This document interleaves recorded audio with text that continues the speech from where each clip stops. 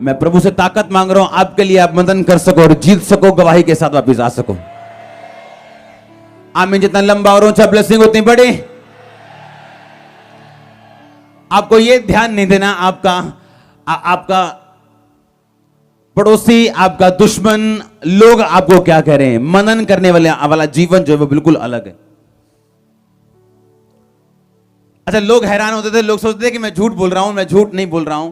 आज तक जितनी वीडियोस मेरे खिलाफ बनाई गई, मैंने एक भी देखी नहीं है। और कोई लोग आए और कोई लोग चले भी गए, वो बेचारे क्विट कर गए कहीं, पर एक भी वीडियो मैंने देखी नहीं। क्यों? मैं जानता हूं मैं कौन हूं, मेरा ध्यान कहां होना चाहिए, मैं ये भी जानता हूं। सुनो चेले, यीशु मसीह ने कहा लोग मुझे क्या कहते हैं। कुछ चेले बोले परमेश्वर लोग तुझे एलिया कहते हैं, कोई बोलते परमेश्वर तुझे भविष्य तो यूहन्ना बोलते, कोई बोलते परमेश्वर ये बोलते हैं। पतरस कहता परमेश्वर तू ये कुछ नहीं है, तू जीवते परमेश्वर का बेटा कौन है? मसीह। अगर आप ध्यान से लाइफ चेक करो सब चेलों की, तो सबसे बड़े काम उन 12 में से पतरस ने किए। चेलों में से एक ऐसा चेला भी था, थोमा, जिसने यह कहा था कि परमेश्वर की पसली में जब तक मैं उंगली नहीं डाल लूंगा मुझे यकीन नहीं होगा कि वो जी उठे। इतने लंगड़े चलते देखे, इतने मुर्दे जिंदा होते देखे, अभी भी उसको यकीन नहीं था। आप सोचो, क्या एक दुष्ट आत्मा को निकाल सकते हैं? अगर चर्च में लोग बोलते हैं ओ मेरा चर्च आत्मिक चर्च है जी, वहां पता नहीं कौन सी फायर काम करती। अगर यहां कौन सी फायर काम करती हो तो तांत्रिक यहां पे घुटने क्यों टेक दें? सुनो, वो तांत्रिक जो जिनके साथ हजारों लोग जुड़े हुए हैं, तो दुष्ट आत्मा अपने किंगडम को खराब क्यों करेगा? लेकिन अगर यहां परमेश्वर का आत्मा है तो पावर वर्सेस पावर है, और यह पावर बड़ी है जो परमेश्वर की है। तो अगर यहां परमेश्वर का आत्मा नहीं है तो शैतान उस आत्मा को, जो अपनी उसकी आत्मा है, जिसने हजारों लोगों को भी घेरा हुआ, उसको क्यों खत्म करेगा? परमेश्वर यीशु मसीह ने कहा था कि तुम शैतान से शैतान आत्मा को नहीं निकाल सकते, क्योंकि ऐसे तो उसके राज्य में फूट पड़ गई, और जिस घराने में फूट पड़ जाए वो घराना बना नहीं रह सकता। जो चिन्ह और चमत्कार शैतान दिखाएगा अंत के दिनों में, वो चंगियाई के चमत्कार नहीं है, वो ये चिन्ह है कि मूर्तियां बोलने लगेंगी। पढ़ो बाइबल, बोलने लगेंगी, वो अलग अलग तरह से चिन्ह मिलेंगे उनको, और लोग शैतान के पीछे चलेंगे। पर कोई हीलिंग नहीं कर सकता दुष्ट आत्मा से, ना ही कोई दुष्ट आत्मा को निकाल सकता है, ना कोई डिलीवरेंस कर सकता है। इसलिए परमेश्वर ने कहा था अगर मैं परमेश्वर की आत्मा की सहायता से दुष्ट आत्मा को निकालता हूं तो उसका राज तुम्हारे बीच में आ पहुंचा है। परमेश्वर का राज तुम्हारे बीच में है। फिर कितने मेरी बात को समझ रहे हैं? इसलिए बहुत सारे लोग, आप पतरस की अनॉइंटिंग पे बिलीव करते हो, लेकिन उसके काम पे आप बिलीव नहीं करते हो। पतरस का ध्यान नहीं था लोग मुझे क्या कहते हैं, क्योंकि कुछ चेलों का ध्यान यह भी होता है, अच्छा मैं ठीक जगह पे हूं ना, अच्छा लोगों का व्यू ले लिए, लोकी की कहते हैं तू की कहना भाई, तेरा किस तरीके की सलाह है। और इसीलिए वो चेले कम अनॉइंटेड है अनॉइंटेड पर कम काम कर सकते हैं, पर कम कलीसिया है पर कम।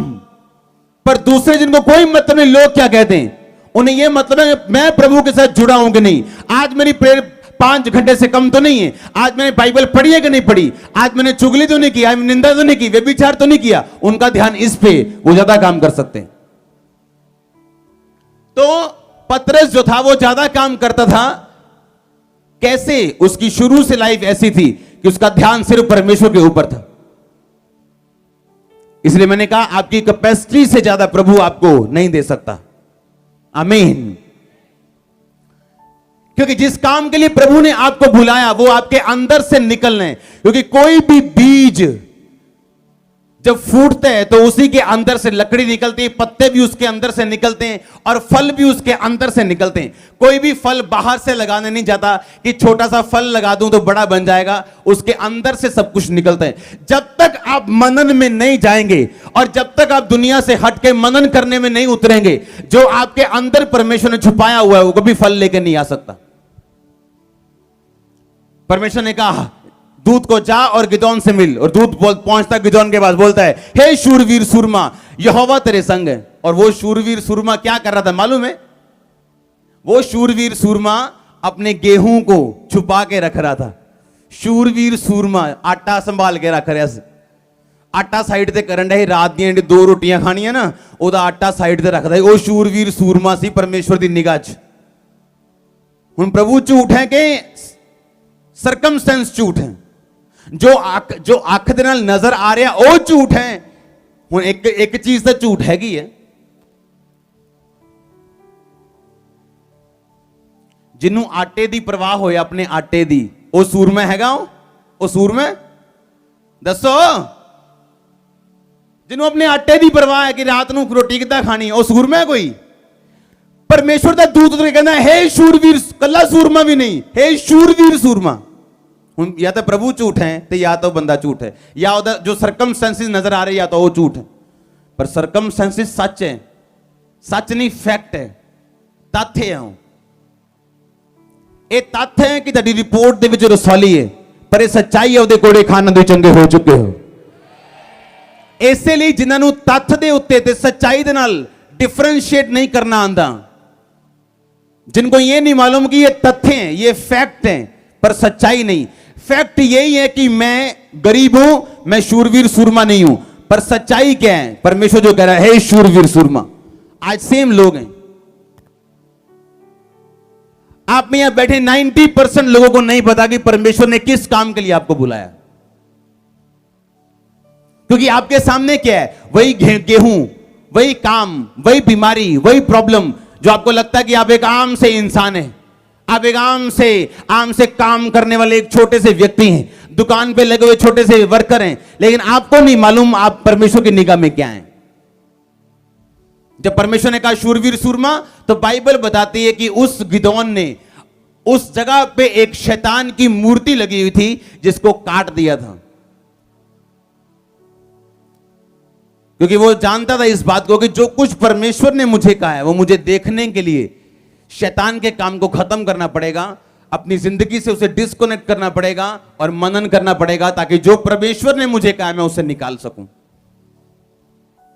आप में से 90% लोग ऐसे जिनको अभी भी पता नहीं है कि परमेश्वर ने मेरी लाइफ में क्या करना है, क्योंकि वो कभी नहीं पता लग सकता जब तक आप मनन करने में घुसोगे नहीं। आप चर्च अटेंड करो, ये जरूरी है, बाइबल पढ़ो जरूरी है, रोजा रखो जरूरी है, प्रार्थना करो जरूरी है, लेकिन उसके बाद का एक स्टेप है मनन में जाना। आपका ध्यान परमेश्वर के वचनों पे लगा रहना चाहिए, तब आपको मालूम होगा आप किस काम के लिए बुलाए गए हो। क्योंकि आप में से लोग उठेंगे जबरदस्त ब्लेसिंग्स के साथ। आमीन। जितना लंबा ब्लेसिंग उतनी बड़ी चर्च।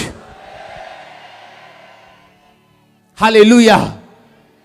और ये आपको तब तक मालूम नहीं हो सकता जब तक आप मनन में नहीं जाएंगे।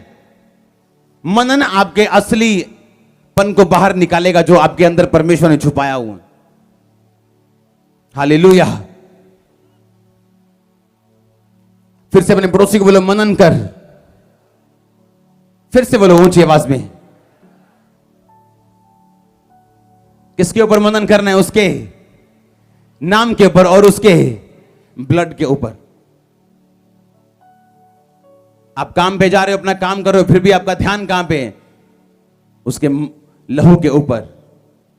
आप किसी से बात कर रहे हो लेकिन आपका ध्यान कहां है? उसके लहू के ऊपर। आप घर में बैठे हो लेकिन आपका ध्यान कहां है? उसके लहू के ऊपर और उसके नाम के ऊपर।